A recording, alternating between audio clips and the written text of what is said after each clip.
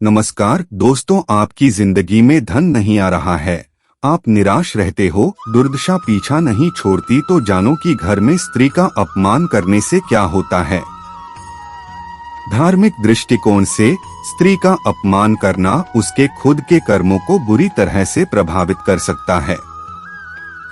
यह बदले में उसको आने वाले जन्मों में दुखदायी स्थितियों में डाल सकता है। धार्मिक तरीके से हर व्यक्ति का आत्ममहिमा और समानता के प्रति समर्पित होना चाहिए।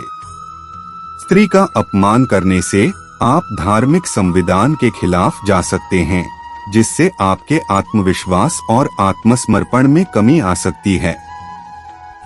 यदि आप किसी स्त्री को अपमानित करते हैं, तो यह उसके कर्मक्षेत्र में भी आपके प्रति असहमति और दुखद भावनाओं का परिणाम हो सकता है, जिससे वह अपने काम में सही रूप से समर्थ नहीं हो सकती है।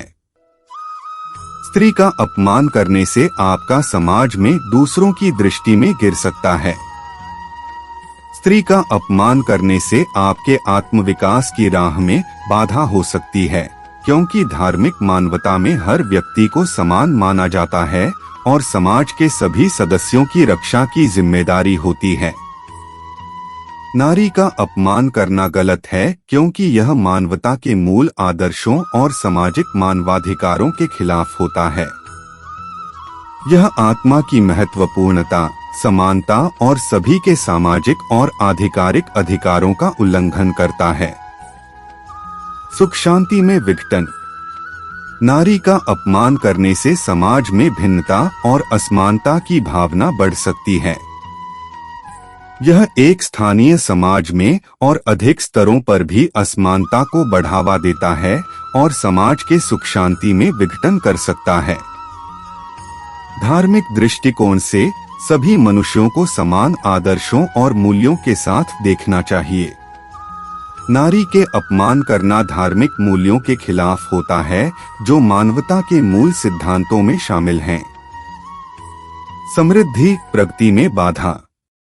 नारी को अपमानित करने से समाज में उसकी समृद्धि, प्रगति और योगदान में बाधा आ सकती है। अपमान करने से नारी का स्वाभिमान और साहस कम हो सकता है, जिससे वह अपने पूरे पोटेंशियल का उपयोग नहीं कर पाती।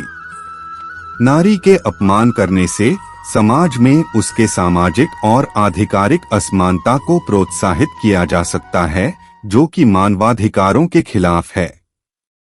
किसी भी स्त्री का अपमान करना न केवल नैतिक दृष्टिकोण से गलत है, बल्कि यह धार्मिक, नैतिक और मानवता के मूल मूल्यों के खिलाफ जा सकता है।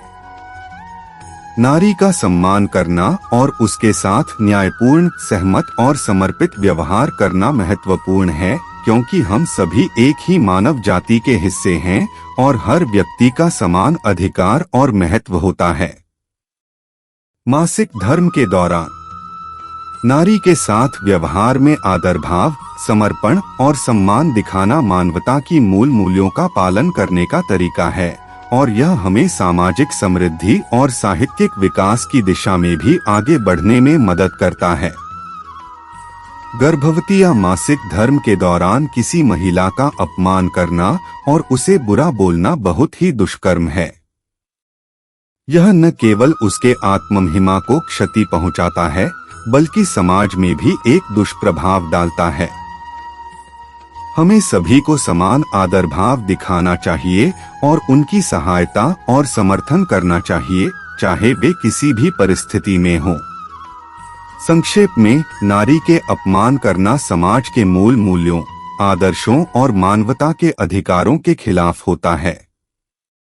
यह समाज में विभाजन, असमानता और न्याय के प्रति उल्लंघन को प्रोत्साहित करता है।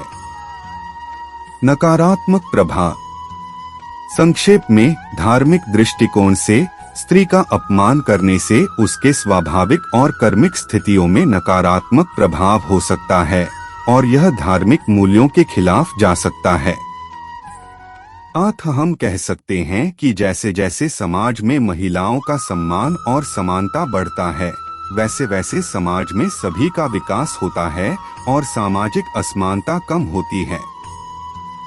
नारी के सम्मान के प्रति आदर्श और समग्र मानवता के लिए महत्वपूर्ण है, जिससे समृद्धि, शांति और सामाजिक सद्गति संभव होती है।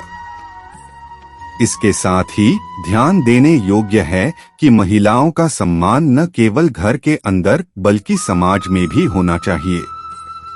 समाज में महिलाओं को उनके कौशल, प्रतिबद्धता और पोटेंशियल के आधार पर समान अवसर मिलने चाहिए, ताकि वे अपने पूरे दम से समृद्धि की ओर बढ़ सकें।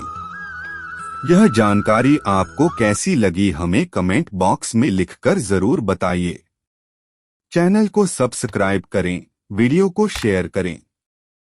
तब तक के लिए जय श्री राम।